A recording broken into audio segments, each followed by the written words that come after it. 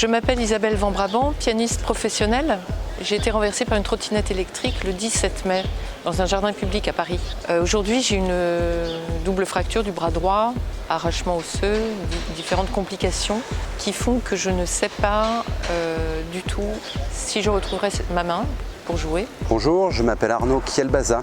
Je suis le papa d'une petite Sophia qui a été victime avec sa maman d'un accident de trottinette. En fait, sa maman et Sophia ont été percutées par une trottinette dans Paris qui circulait en sens interdit. Donc le bébé a été traumatisé, donc il a été diagnostiqué un traumatisme crânien.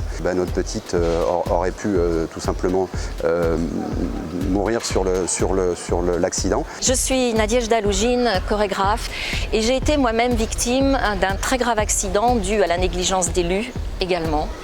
Et il faut savoir que lorsque l'on est victime d'un accident, non seulement on sent que sa vie bascule, mais vraiment sa vie bascule, et on se retrouve complètement démuni, d'abord en grande souffrance physique et en grande souffrance morale. Et en plus de tout ça, non seulement il faut se soigner, non seulement il faut trouver les bons médecins, mais en plus il faut faire face à toute une procédure juridique. Il est devenu insupportable aux piétons de vivre dans cette cité.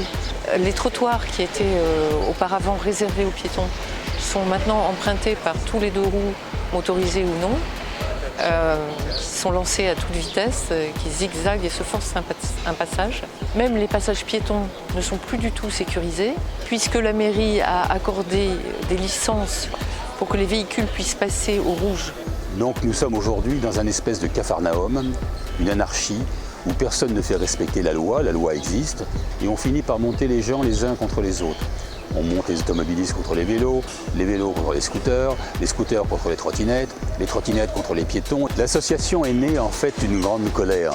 Après l'accident d'Isabelle et après l'accident de la femme d'Arnaud, nous nous sommes aperçus que des gens nous prenaient contact avec nous et qu'ils étaient dans une grande solitude, ne sachant pas quoi faire pour contacter un avocat et quelle procédure engager pour essayer de compenser leur traumatisme. Forte de notre sentiment de citoyen, on a donc monté cette association qui s'appelle Apacovi pour non seulement communiquer, fournir une base juridique aux victimes d'accidents de la trottinette qui sont aujourd'hui pas couverts et faire pression pour nos élus qui sont en train de légiférer actuellement.